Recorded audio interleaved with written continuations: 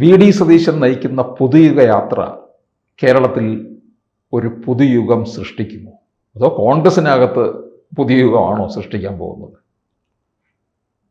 ഇവിടെ ഒന്നും സൃഷ്ടിക്കുമെന്ന് എനിക്ക് തോന്നുന്നില്ല. ഈ പുതുയുഗം എന്ന് പറയുന്നത് അതിൽ പറയുന്നത് നമ്മുടെ കേരളത്തെ വീണ്ടെടുക്കുക. നമ്മുടെ കേരളം എന്ന് വെച്ചാൽ എന്തായിരുന്നു? അഴിമതി, ഒരു മാസം 2 ബന്ദ്, പണിമുടക്ക്, സ്കൂളുകളിൽ പിള്ളേർക്ക് പോകാൻ പറ്റില്ല, പിള്ളേർ പോകുമ്പോൾ സ്കൂൾ സമരം കൊണ്ട് പൂട്ടി, കമ്പനികൾ അടച്ചു പൂട്ടുന്നു, ഇൻവെസ്റ്റ്മെൻറ്റിന് ആരും കൊണ്ട് വരാൻ തയ്യാറാവുന്നില്ല. പിന്നെ അതുപോലെ തന്നെ മുന്നണിയിൽ ഈ മുസ്ലിം ലീഗും കേരള കോൺഗ്രസ് അവരുടെ വകുപ്പുകൾ കൈവശം വെച്ചുകൊണ്ട് മറ്റുള്ളവരെ മൈൻഡ് ചെയ്യാതെ മൊത്തം മന്ത്രിസഭയെ ഹൈജാക്ക് ചെയ്തിരിക്കുന്ന സംഭവം. ഇതല്ലേ നമ്മുടെ കേരളം. ഈ കേരളത്തെ എടുക്കേണ്ടതുണ്ടോ? ഇപ്പോഴാണ് ഇത് റോഡുകൾ നന്നായി, മന്ത്രിസഭയിൽ കൺഫ്യൂഷൻസ് പൊതുവേ ഇല്ല, സമരങ്ങൾ കുറഞ്ഞു, സ്കൂളുകളിൽ സമരമില്ല. അപ്പോൾ ഈ ഒരു കേരളം മതിയോ? അത് അല്ലെങ്കിൽ ഈ പറഞ്ഞ ഈ ജാഹിലിയ കാലഘട്ടത്തിലെ പിന്നെ കേരളം വേണോ? അതല്ലേ ചോദ്യം. എന്തിന് പഴയ കാലം വീണ്ടെടുക്കണം? എന്തിന് പഴയ കേരളം വീണ്ടെടുക്കണം? പഴയ കേരളം കൊണ്ട് എന്താണ് ഗുണം? ഇനി ആർക്കാണ് പഴയ കേരളം വേണ്ടത്? പുതിയ ന്യൂ ജനറേഷൻ പിള്ളേർക്ക് പഴയ കേരളം വേണ്ട. അവരെയാണ് നിങ്ങൾ ഉദ്ദേശിച്ചെങ്കിൽ അത് വാട്ട് എ ബ്ലഡി പ്ലേസ്. അപ്പോൾ ഈ പുതുയുഗ യാത്ര എന്നുള്ള ആ തലക്കെട്ട് അവർക്ക് ഇഷ്ടപ്പെടുമല്ലേ? പുതുയുഗം എന്ന് പറഞ്ഞാൽ ശരിയാ, പക്ഷെ അതിൽ നമ്മുടെ കേരളത്തെ വീണ്ടെടുക്കാൻ പറയുമ്പോൾ എങ്ങനെ പുതുയുഗം ആവുക? അതിൽ മൊത്തം കോൺട്രഡിക്ഷനാണ്. പഴയത് തിരിച്ചു കൊണ്ടുവരിക. നിങ്ങൾ മലയാളം അധ്യായല്ലേ അതെ, വീണ്ടെടുക്കാൻ പറയുന്നു പുതുയുഗ യാത്ര, അങ്ങനെ ശരിയാവുക? വീണ്ടെടുക്കുക എന്ന് പറഞ്ഞാൽ പണ്ടുണ്ടായിരുന്നത് തിരിച്ചു കൊണ്ടുവരിക. അപ്പൊ എങ്ങനെ പുതുയുഗ യാത്ര ആകുന്നില്ല? അതാണ് പറഞ്ഞത്. മൊത്തം എന്തെന്നാ പറഞ്ഞത് അവർക്ക് പോലും അറിയില്ല. മൊത്തം കൺഫ്യൂഷനാണ് അതിൽ. പിന്നെ ഇതല്ല ഒരു യാത്ര കേരളത്തിൽ ഒരു ഇമ്പാക്റ്റ് ഉണ്ടാക്കാൻ പോകുന്നില്ല. അല്ലെങ്കിൽ കേരളത്തിലെ പൊതുവായ വിഷയങ്ങൾ ഉയർത്തി കാണിച്ചുകൊണ്ട് പണ്ട് മാവോ ചൈനയിൽ നടത്തിയ പോലെ, ഗാന്ധി ദണ്ഡിയിലേക്ക് നടത്തിയ പോലെ ഒക്കെയുള്ള യാത്രകൾ നടത്തണം. പണ്ട് എനിക്ക് AKG അമരാവതിയിലേക്ക് മറ്റോ യാത്ര നടത്തിയിട്ടുണ്ട്. അതുപോലെ യാത്രകൾ. അല്ല നിങ്ങൾ ഈ പത്രക്കാർക്ക് ന്യൂസ് ഉണ്ടാക്കാൻ വേണ്ടി യാത്ര നടന്നു, റോഡ് ബ്ലോക്ക് ഉണ്ടാക്കി ആളുകളെ കഷ്ടപ്പെടുന്നു. ആളുകൾ വിചാരിക്കുക പണ്ടാരി ഇവന്മാരൊക്കെ ഒന്ന് പണ്ടാറടങ്ങിപ്പോയാൽ നന്നായിരുന്നു. കാരണം എന്തെങ്കിലും തിരക്കിന് പോകുമ്പോഴേക്കും ഇവന്മാരുടെ എതിർക്കില്ല പാർട്ടിയുടെ ഒരു ജാഥ വന്നത് അന്ന് ബ്ലോക്കായി. ഇപ്പം ഞാൻ പറഞ്ഞു ഈ സതീശൻ്റെ യാത്ര ഇവിടെ എത്തിയിട്ടില്ല. കഴിഞ്ഞ ദിവസം ഞാൻ തിരുവനന്തപുരത്തോടെ ഡ്രൈവ് ചെയ്യുമ്പോൾ ഈ യാത്രയ്ക്ക് സ്വീകരണം ഒരുക്കാവുന്ന കമ്മിറ്റിക്കാരുടെ വക വേറൊരു യാത്ര. ഞാൻ അരമണിക്കൂർ ബ്ലോക്ക് കിടന്നു. എന്നാൽ ഈ ഇവന്മാരുടെ ഒക്കെ അഹങ്കാരം കാണുന്നപ്പോൾ ഒരു വണ്ടി ഇവന്മാർ കയറ്റിവിടില്ല. മനസ്സിലായില്ലേ? അപ്പോൾ ഇതാർക്ക് വേണം ഈ യാത്രകൾ? അല്ല, ഇനി അതങ്ങ് മാറ്റി നിർത്തുക. പക്ഷെ ഈ യാത്ര ഏതെങ്കിലും തരത്തിൽ രാഷ്ട്രീയ ചലനം ഉണ്ടാക്കും, ഒരു ഭരണമാറ്റത്തിനുള്ള? ഭരണമാറ്റത്തല്ല, ഈ എന്താണ് UDF എന്ന് വീണ്ടും തുറന്നു കാണിക്കുകയാണ് ചെയ്തത്. എന്താണ് UDF എന്ന് വീണ്ടും തുറന്നു കാണിക്കുക ചെയ്തത്? അതായത്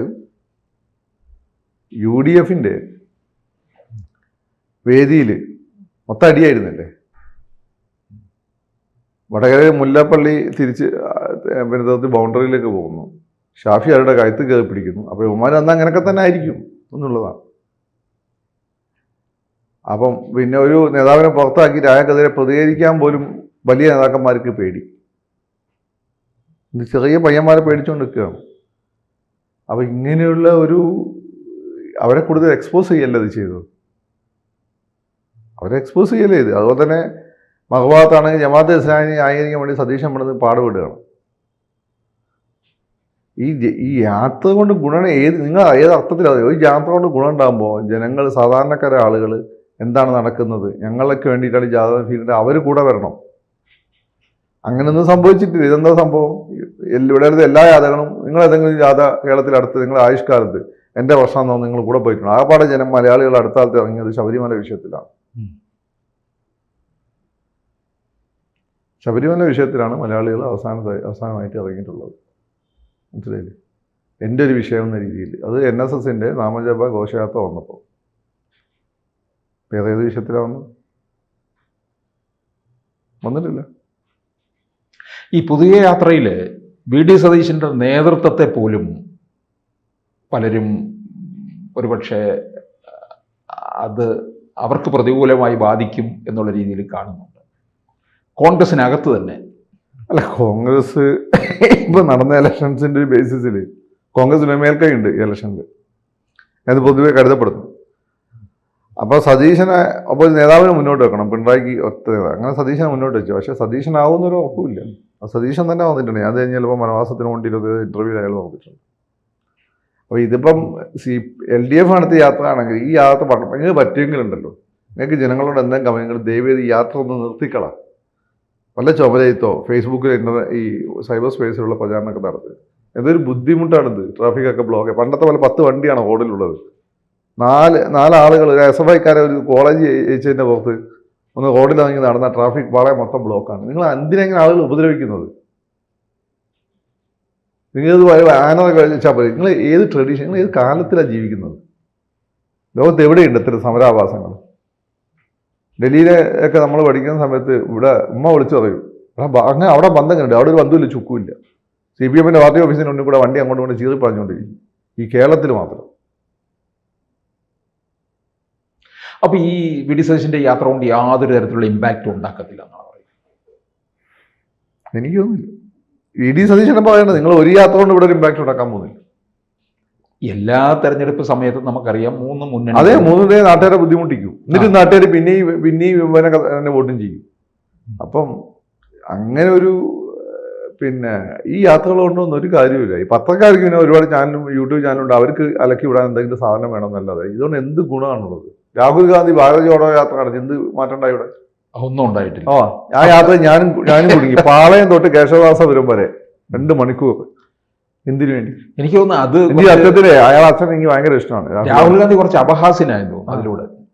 കോൺഗ്രസ് ഭയങ്കര ഇമ്പാക്ട് ഉണ്ടാക്കി. അതുകൊണ്ടാണ് UP-യിൽ ഈ സീറ്റ് കുറഞ്ഞു. UP-യിലൊന്നും കാര്യമായിട്ട് ഈ യാത്ര പോയിട്ടില്ല. മനസ്സിലായി? UP-യിൽ അതുകൊണ്ടാണ് സീറ്റ് BJPക്ക് കുറഞ്ഞത്. ബാക്കി സ്ഥലങ്ങളിൽ പോയ സ്ഥലങ്ങൾ, ഗുജറാത്തിൽ എന്തായാലും പോയില്ല, പോയിക്കൂടായിരുന്നു. ഗുജറാത്തിൽ പോയി യാത്ര നടത്തിക്കൂടായിരുന്നു. ബാക്കി സ്ഥലങ്ങൾ എന്തുകൊണ്ട് സീറ്റ് കുറഞ്ഞില്ല? ഇവര് പറയുന്നതല്ലേ. പിന്നെ അങ്ങേർക്ക് നല്ല സ്റ്റാമിനയുണ്ട് എന്ന് തെളിയിക്കാൻ പറ്റി. അതിന്റെ ഗുണം ഉണ്ടാവും. അത്രയേ ഉള്ളതിന്റെ കാര്യം. ഞാൻ കൂടി 1.5 മണിക്കൂർ എനിക്ക് സത്യത്തിൽ എനിക്ക് എൻ്റെ ഫാമിലിക്കും ഒക്കെ തന്നെ ഈ ഇന്ദിരാഗാന്ധി, രാജീവ് ഗാന്ധി ഭയങ്കര ഇഷ്ടമാണ്. സോണിയാഗാന്ധിനെ ഇഷ്ടമല്ല. സോണിയാഗാന്ധി എൻ്റെ വീട്ടുകാർക്ക് ഇഷ്ടമാണ്, എനിക്ക് ഇഷ്ടമല്ല.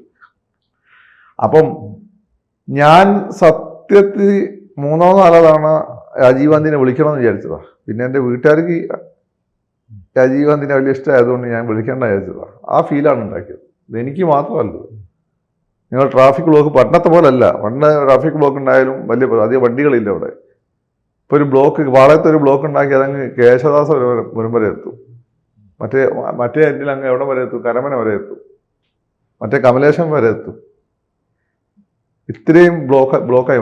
പിന്നെ ഇങ്ങേ സൈഡിൽ പോയാൽ അങ്ങ് രാജവീതി വരെ എത്തും ബ്ലോക്ക്. പാളയത്ത് ഒരു SFIക്കാർ ഒരു വിജയാഹ്ലാദ പഠനം വിളിച്ചാൽ മതി. ഇത് ആർക്ക് വേണ്ടി നിങ്ങൾ വിളിക്കുന്നത്? നിങ്ങൾക്ക് ആരോടാണ് ഈ കമ്മിറ്റ്മെൻറ്റ്? നിങ്ങൾ സൈബറാണ്, ഇനി സൈബർ സ്പേസിലാണെന്നൊക്കെ പറഞ്ഞിട്ട് പിന്നെ നിങ്ങൾക്ക് എന്തിനു വേണ്ടി നാട്ടുകാരെ ബുദ്ധിമുട്ടിക്കുന്നത്? എന്നിട്ടും നാട്ടുകാർ സ്റ്റോക്ക്ഹോം സിൻഡ്രോം ബാധിച്ച ആളുകളാണ് മലയാളികൾ. പീഡിപ്പിക്കുന്നവൻ്റെ കൂടെ അങ്ങ് കൂടുകയാണ്. നിങ്ങൾ ഒരു യാത്ര ഒരു അബോർഡ് ഉണ്ടാക്കാൻ പോകുന്നില്ല. ഇവിടെ ഈ മത്സരം എന്ന് വെച്ചാൽ ഈ ഗവൺമെൻറ്റിൻ്റെ പെർഫോമൻസും വേഴ്സസ് CPMമാരുടെ അഹങ്കാരവും തമ്മിലാണ് മത്സരം. ഗവൺമെൻറ് പെർഫോമൻസ് നോക്കിയിട്ട് ആളുകൾ വോട്ട് ചെയ്യുകയാണെങ്കിൽ LDF ജയിക്കും. CPMമാരുടെ അഹങ്കാരവും കുറച്ച് കാര്യങ്ങളൊക്കെ നോക്കിയിട്ട് ആളുകൾ വോട്ട് ചെയ്യുകയാണെങ്കിൽ UDF ജയിക്കും. UDF ഇതിൽ കക്ഷിയല്ല. ഈ 2 ഘടകങ്ങൾ, CPMനുള്ള 2 ഘടകങ്ങൾ തമ്മിലാണ് മത്സരമുള്ളത്. ഒന്ന്. രണ്ടാമത്തെ കാര്യം, ഏതൊരു കാര്യം വെച്ചാൽ ജമാഅത്ത് ഇസ്ലാമി ബന്ധമാണ്. ഈ ജമാഅത്ത് ഇസ്ലാമി ബന്ധത്തിൻ്റെ പുറത്ത് ക്രിസ്ത്യൻസും ലിബറൽ, പൊളിറ്റിക്കൽ അല്ലാതെ ക്രിസ്ത്യൻസും ഹിന്ദുസും കൂടി ഒരുമിച്ച് വോട്ട് ചെയ്ത് കഴിഞ്ഞാൽ LDF വരും. അതല്ല, CPMന്റെ അഹങ്കാരത്തിന് പുറത്ത്, CPMമാരെ കാണിച്ചു കൂട്ടിയ ചില അഹങ്കാരത്തിന് പുറത്ത് നാട്ടുകാർ ഒരു പണി കൊടുക്കാമെന്ന് വിചാരിച്ചാൽ UDF വരും. അത്രയേ ഉള്ളത്. ഇലക്ഷൻ വളരെ സിമ്പിളാണ്. കഴിഞ്ഞ കുറച്ചല്ലേ കേരളത്തിലെ ഗവൺമെൻറ്റുകൾ പെർഫോമിംഗ് ആണ്. അത് VSന്റെ കാലം തൊട്ട്, ഉമ്മൻചാണ്ടി സാറിൻ്റെ സമയം തൊട്ട്, പിണറായിൻ്റെ 2 തിരയും തൊട്ട് കണ്ടിന്യൂസ്ലി പെർഫോം ചെയ്യുന്ന ഗവൺമെൻറ്റുകളാണ്. ഉമ്മൻചാണ്ടി സാറിൻ്റെ കാലത്ത് അവരുടെ സിസ്റ്റം വളരെ ലൂസായതുകൊണ്ട് അദ്ദേഹത്തിന് ഒരുപാട് സഫർ ചെയ്യേണ്ടി വന്നു. പക്ഷേ അത് പെർഫോം ചെയ്ത ഗവൺമെൻറ്റാണ്. പിന്നെ ഈ ഗവൺമെൻറ്റുകൾ എല്ലാ സമയത്തും VSന്റെ വെച്ച് ബാക്കി എല്ലാ ഗവൺമെൻറ്റുകളുടെ സമയത്തും കടം കൂടിയിട്ടുണ്ട്. അപ്പോൾ അത് രണ്ടും പരസ്പരം ക്യാൻസലായിപ്പോകും. അപ്പോൾ ഇതിൽ ഭേദം CPMനെ സംബന്ധിച്ച് ഒരു ലീഡർഷിപ്പ്, ഒരു വാക്ക് ആണ് അതിൻ്റെ ഗുണം. കൂടുതൽ വാർത്തകളും വിശേഷങ്ങളും നിങ്ങളിലേക്ക് എത്താൻ ABC മലയാളം സബ്സ്ക്രൈബ് ചെയ്യുക, ബെൽ ബട്ടണും അമർത്തുക.